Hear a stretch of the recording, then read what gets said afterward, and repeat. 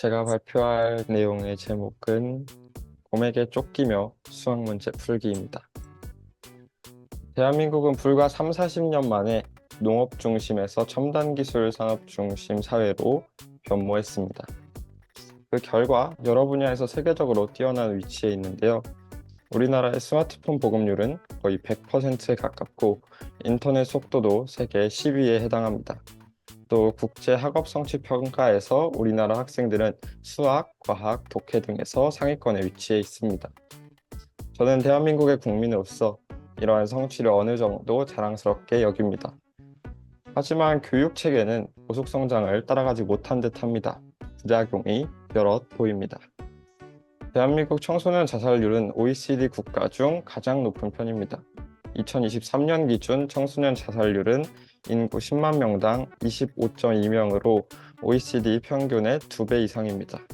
또 2022년 한 설문조사에 따르면 14.3%의 중고등학생이 최근 1년간 자살을 생각한 적이 있다고 답을 했습니다. 이러한 통계의 원인 중 하나라고 할 수 있는 학업 시간도 놀라운데요. 대한민국의 학생들은 평균적으로 하루에 12시간 이상을 학업에 할애하고 있다고 합니다. 의사가 되기 위해 학위를 소유해야 하는 것 같은 특별한 상황이 아니라면 아무 생각 없이 이런 학교에 계속 다니는 것은 생물학적 관점으로만 봐도 미친 짓입니다.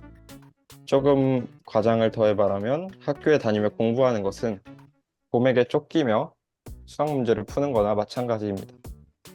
두동맞은 집중력 276페이지에 나오는 것처럼 우리가 집중하기 위해서는 반드시 안전하다고 느껴야 합니다. 여기서 말하는 안전함이란 스트레스가 없다는 것입니다. 우리가 스트레스를 받을 때 우리 몸에서는 코르티솔이라는 화학물질이 분비되며 편도체가 활성화됩니다. 이러한 반응은 어떤 요인에 따라 스트레스를 받느냐에 상관없이 똑같이 일어납니다. 다시 말해서 학업에 스트레스를 받든 곰에게 쫓기며 스트레스를 받든 별 차이가 없다는 뜻이죠.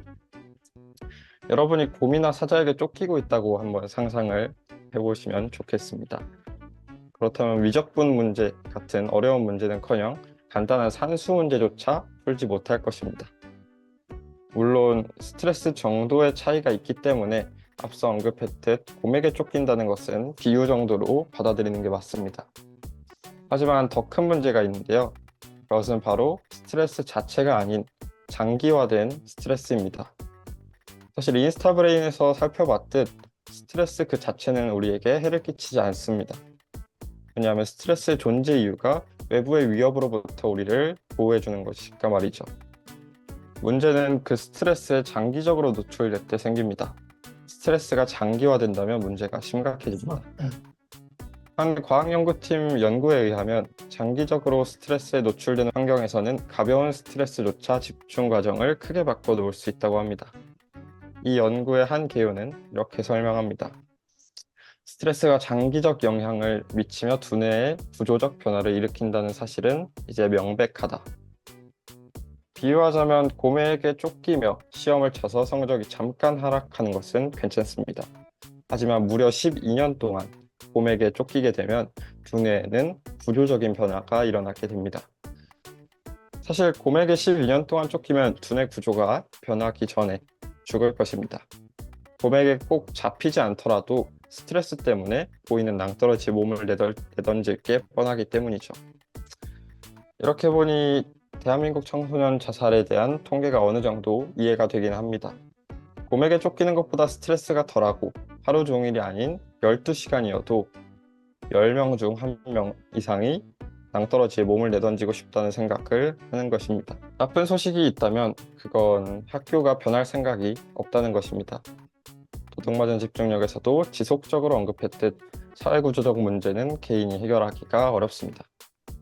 다행히 좋은 소식도 있습니다.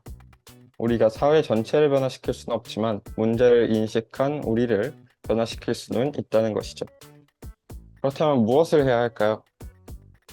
세계적인 베스트셀러 자기주도 교육으로 체인지하라의 저자이신 심현진 멘토님의 자녀교육 명언이 있습니다.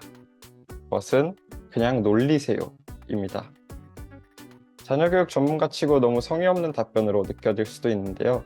그러나 세계 각지에 교육 전문가들은 이 가벼워 보이는 답변에 무게를 실어줍니다. 칠레의 놀이 전문가 이자벨 벤키 박사는 놀이를 몰아내는 학교들이 큰 실수를 저지르고 있다고 말합니다. 그러고는 가장 중요한 학습 기술은 놀이이며 우리는 놀이를 통해 배우는 법을 배운다고 말했습니다. 또한 20년 뒤 세상은 어떻게 바뀔지 모르기 때문에 정보를 머리에 채우는 교육은 무의미할 수 있다고 주장합니다. 그러면서 적응력이 뛰어나고 맥락 파악 능력이 좋고 비판적 사고 능력을 갖추게 하려면 놀게 해야 한다고 말하죠. 사회활동가 리노어 스커네이지는 이저벨 박사의 주장을 거듭니다. 리노어는 놀지 못하는 아이들이 내재적 동기를 얻을 기회를 박탈당하고 있다고 주장합니다. 그는 사람이 자신에게 매우 중요하거나 흥미로운 일을 하면서 집중하는 법을 배운다고 말합니다. 그러나 오늘날의 아이들은 아침 7시부터 밤 9시까지 다른 사람의 생각으로 꽉 찬 하루를 보내기 때문에 자신에게 무엇이 중요한지, 자신이 무엇에 흥미를 느끼는지, 어떻게 집중하는지를 모른다고, 알지 못한다고 설명합니다. 우리는 놀면서 여러 사람과 의견을 조율하는 법, 처음 접하는 문제를 해결하는 법, 새로운 아이디어를 떠올리는 법, 기존의 것을 더 발전시키는 법 등을 배웁니다. 그리고 이런 능력들이 수학 공식이나 영어 단어 하나를 외우는 것보다 인생에 더 큰 도움을 주죠. 심지어 노는 것은 학교에 다니는 사람들도 충분히 실천할 수 있는 일입니다. 심지어 재밌기까지 하죠. 모든 사람이 학교에서 뛰쳐나올 수도 그럴 용기를 가질 수도 없습니다. 하지만 모두가 놀 수는 있습니다. 그리고 이제는 제대로 놀아야 할 때입니다. 게임과 같은 가상의 공간에서 SNS로 만나는 가상의 사람들과 놀 게 아니라 현실에서 만나는 친구들과 여행을 떠나 실제 않은 새로운 공간에서 놀아야만 합니다. 우리는 놀아야 합니다. 놀면서 배우는 법을 배워야 합니다. 인생을 살아가는 법을 배워야 합니다. 이상으로 제 발표를 마치도록 하겠습니다. 감사합니다.